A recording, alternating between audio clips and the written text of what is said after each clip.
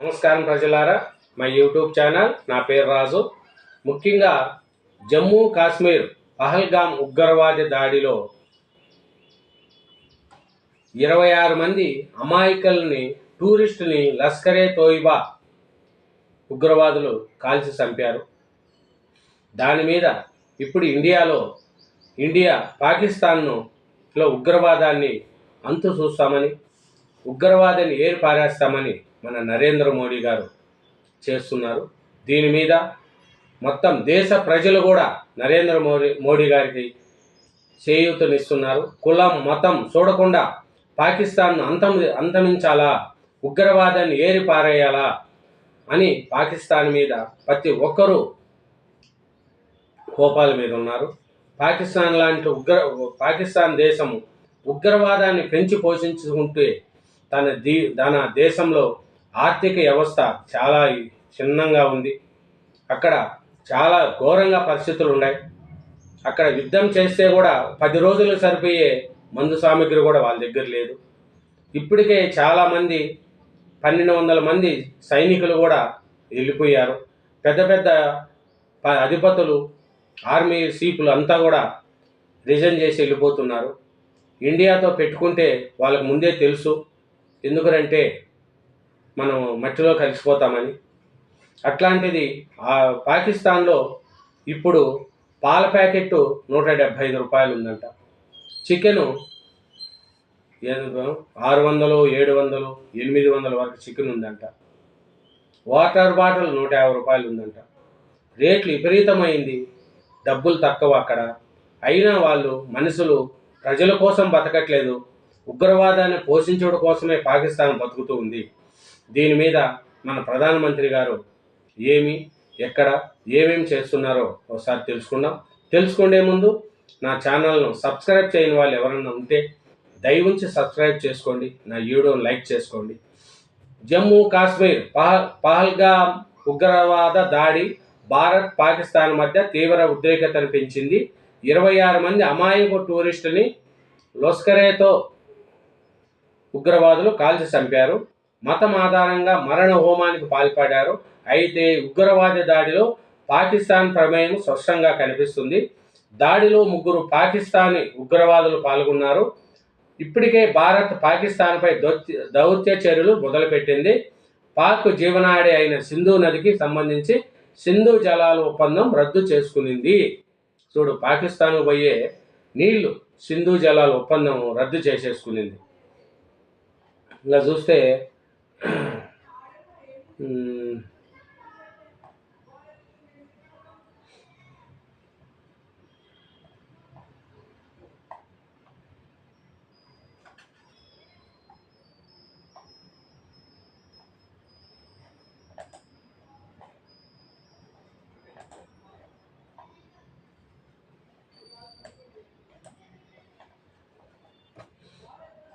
ఇదే విషయం భారతదేశం ఐక్యరాజ్య సమితిలో లేవనెత్తింది. ఐక్యరాజ్య సమితిలో భారతదేశ డిప్యూటీ శాశ్వత ప్రతినిధి పటేల్ మాట్లాడుతూ ఉగ్రవాదాన్ని పోషించడంలో పాకిస్తాన్ తన ప్రమేయాన్ని స్పష్టంగా ఒప్పుకున్నట్లు అభివర్ణించారు. ఇప్పటికే భారత్ 63 మిలియన్ల సబ్స్క్రైబర్ బేస్ కలిగిన 16 పాకిస్తానీ యూట్యూబ్ ఛానళ్లను నిషేధించింది. ఈ చర్య వచ్చిన ఒకరోజు తర్వాత పాక్ రక్షణ మంత్రి ఎక్స్ అకౌంట్ని భారత్ బ్యాన్ చేసింది. చూడండి,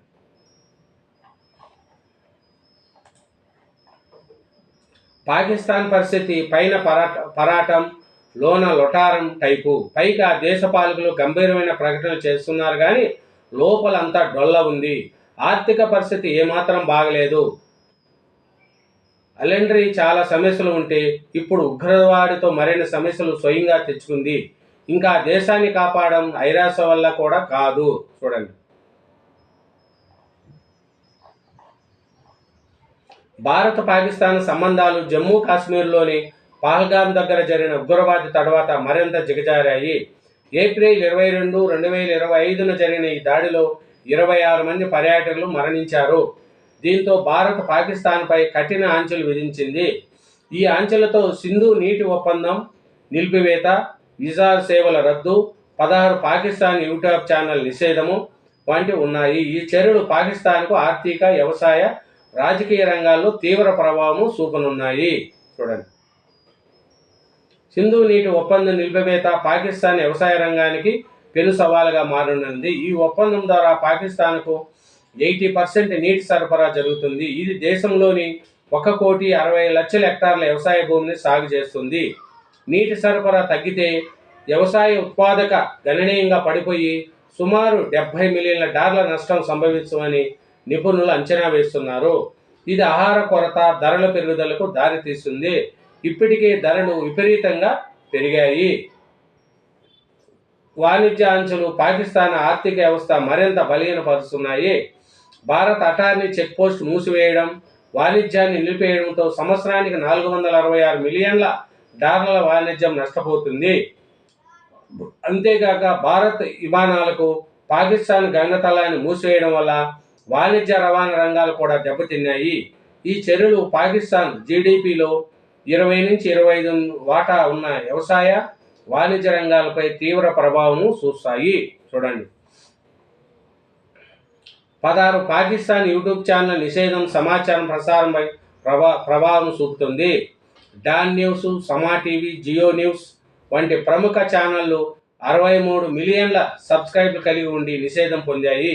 ఈ ఛానళ్లు భారత్పై తప్పుడు సమాచారం, రెచ్చగొట్టే కంటెంట్ ప్రచారం చేస్తున్నాయని భారత్ ఆరోపించింది. ఈ నిషేధం పాకిస్తాన్ మీడియా సంస్థల ఆదాయాన్ని, అంతర్జాతీయ ప్రభావాన్ని దెబ్బతీస్తుంది.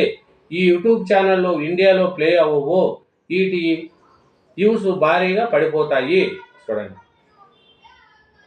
వీసా సేవల రద్దు పాకిస్తాన్ ప్రయాణ స్వేచ్ఛను పరిమితం చేస్తుంది. భారత్ 14వ వీసా కేటగిరీలోని పాకిస్తానీలను తిరిగి పంపాలని రాష్ట్రాలకు ఆదేశించింది. ఇది వ్యాపార, పర్యాటక, తీర్థయాత్రల వంటి కార్యకలాపాలు దెబ్బతీస్తుంది.